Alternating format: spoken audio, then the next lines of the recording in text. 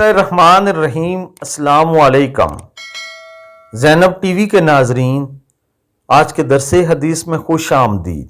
ناظرین کرام، آج کے درس حدیث کا موضوع ہے کون لوگ اللہ کا شکر ادا نہیں کرتے۔ رسول اکرم صلی اللہ علیہ وآلہ وسلم نے ارشاد فرمایا، ابو ہریرہ رضی اللہ تعالی عنہ فرماتے ہیں کہ رسول اللہ صلی اللہ علیہ وآلہ وسلم نے ارشاد فرمایا، جو شخص لوگوں کا شکر ادا نہیں کرتا وہ اللہ کا بھی شکر ادا نہیں کرتا۔